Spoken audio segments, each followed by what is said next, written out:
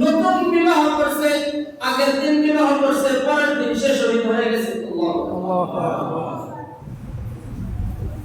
উহুদের ময়দানে যাওয়ার জন্য হানজালা রাদিয়াল্লাহু তাআলা আনহু মদিনা মুনাওয়ারায় উপস্থিত হয়ে গেলেন।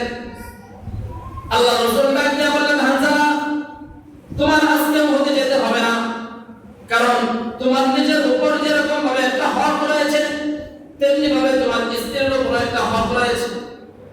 সুতরাং আজকে তোমাকে আমি বিবাহ করিয়েছি, আজকে তোমাকে বিবাহ করতে পারলাম, সুতরাং তোমাকে উহুদের প্রান্তে যেতে হবে না, তোমাকে ছুটি দিয়ে দিলাম।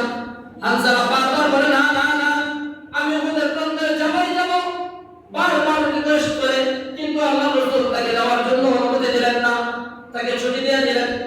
তখন হানজালা রাদিয়াল্লাহু তাআলা আনহু নবীর কথা মানতে গিয়ে বাধ্য হয়ে বাসায় ফিরে আসলেন।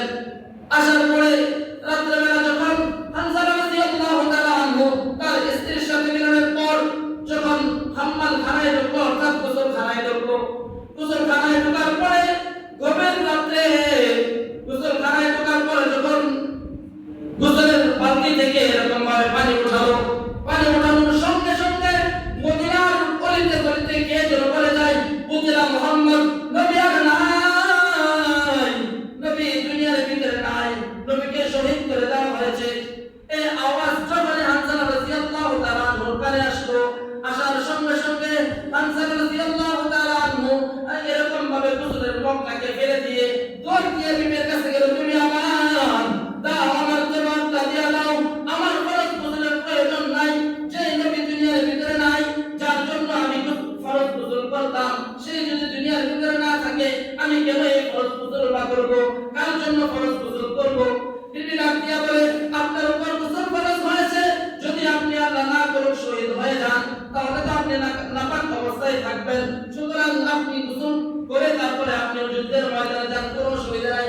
কিন্তু হানজালা রাদিয়াল্লাহু তাআলা ডাক দিয়া বলে, আরে বিবি আমার, তোমার অন্তরে বুঝি আমার নবীর মায়া নাই, তোমার অন্তরে বুঝি আমার নবীর প্রতি কোনো ভালোবাসা নাই, দাও আমার তওবাটা দিয়া দাও, আমার ফরজ গোসলের প্রয়োজন নাই, এই ফরজ গোসলের জিম্মাদারি আমি স্বয়ং আল্লাহ তাআলার হাতে দিয়ে দিলাম, দাও আমার তওবাটা দিয়া দাও। এই কথা বলে তওবাটা নিয়ে এক দৌড়ে উহুদের প্রান্তরে চলে গেল। উহুদের প্রান্তরে যাওয়ার পর কাফেরদের সাথে, মুশরিকদের সাথে একের পর এক যখন যুদ্ধ করতে লাগলো, এরকম ভাবে যুদ্ধ করতে করতে এক পর্যায়ে হানজালা রাদিয়াল্লাহু তাআলা আনহু নিজেই শহীদ হয়ে গেলেন। আল্লাহু আকবার, আল্লাহু আকবার। হানজালা রাদিয়াল্লাহু তাআলা আনহু এক পর্যায়ে যুদ্ধ করতে করতে নিজেই শহীদ হয়ে গেলেন। শহীদ হয়ে যাওয়ার পরে এক পর্যায়ে যখন সকাল হয়ে গেল, সকাল হওয়ার পর এরকম ভাবে নবীজি নিজেই অনেক আহত, ওনার দান্দান মোবারক শহীদ করে দেওয়া হয়েছে, উনি উঠতে পারতেছেন না। সাহাবায়ে কেরামদের কাঁধের উপর ভর করে আল্লাহ রাসূল সাল্লাল্লাহু আলাইহি ওয়াসাল্লাম একটা পাথরের উপর বসলেন।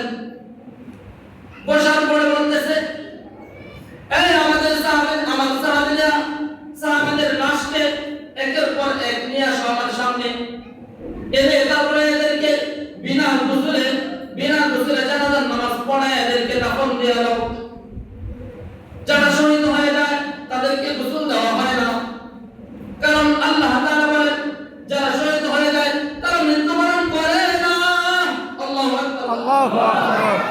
যারা শহীদ হয়, যারা ইসলামের জন্য জীবন দেয়, তারা জিন্দা, তারা কখনো কি হয় না, শহীদ হয় না, তারা কখনো মৃত্যুবরণ করে না, তারা জিন্দা। এরকম হাজারো ঘটনা রয়েছে যে অনেক সাহাবায়ে কেরাম এরকম ভাবে নিজের কাপড়কে এরকম ভাবে টেনে শক্ত করে ধরে রাখছে, এই কাপড় টেনে ছাড়াইতে চায় কিন্তু ছাড়াইতে পারে না। আল্লাহ, আল্লাহু আকবার। ওনারা যে জিন্দা, এটা প্রমাণ। সাহাবায়ে কেরাম রাদিয়াল্লাহু তাআলা আনহুদেরকে বললেন, যাও আমার সাহাবীদেরকে এরকম ভাবে একের পর এক সাহাবীদেরকে তোমরা এক কাজ করো, বিনা গোসলে জানাজার নামাজ পড়ায় দাফন দিয়ে দাও।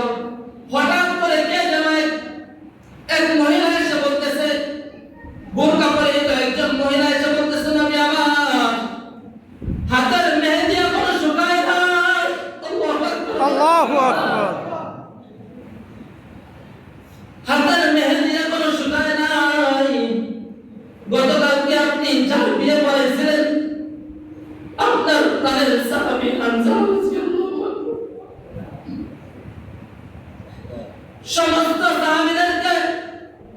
গোসলে দাফন করলেও হানজালার লাশটাকে আপনি বিয়ের ভিতরে দাফন করিলেন না, কারণ হানজালার উপর গোসল ফরজ হয়েছে। হানজালা আমার সাথে গতকালকে স্বামী স্ত্রী মিলন করার পর সে গোসলখানায় গিয়েছিল, তখন শুনছি আপনি নবী শহীদ হয়ে গিয়েছেন। এই কথা শোনার সঙ্গে সঙ্গে হানজালার ঘরের ভিতরে বসে থাকতে পারে নাই, বারবার রিকোয়েস্ট করার পরও সে গোসল করলো না। আপনার প্রেমে পাগল পাড়া হয়ে ওদের প্রান্তরে চলে আসছে, আসার পরে এক পর্যায়ে শহীদ হয়ে গেছে। আপনি দয়া করে হানজালার লাশটাকে গোসল না করাইয়া আপনি দাফন করিলেন না। এই কথা যখন নবী করিম সাল্লাল্লাহু আলাইহি ওয়াসাল্লাম শুনলেন, শোনার পর উনি কান্না করতেছেন। আল্লাহ আল্লাহ সাহাবায়ে কেরামদেরকে বললেন, যাও সাহাবারা যাও, আমার হানজালার লাশটাকে খুঁজে নিয়ে আসো। একের পর এক সাহাবায়ে কেরাম সকলে মিলে সমস্ত উহুদ প্রান্তের ভিতরে হানজালার লাশ খুঁজতে লাগলো, কিন্তু কোথায় খুঁজে পাওয়া যায় না। হানজালার লাশ কোথাও খুঁজে পাওয়া যায় না। হঠাৎ করে জিবরাইল আলাইহিস সালাতু ওয়াস সালাম উপস্থিত হয়ে বলতেছে, নবী আমার, ওগো পয়গম্বর, আপনি একটু দয়া করে উপর দিকে তাকান। আল্লাহু আকবার বলেন। আল্লাহু আকবার। যখন হুজুর সাল্লাল্লাহু আলাইহি ওয়াসাল্লাম উপর দিকে তাকালেন, উপর দিকে তাকানোর সঙ্গে সঙ্গে হুজুর সাল্লাল্লাহু আলাইহি ওয়াসাল্লাম মুচকি হেসে দিলেন।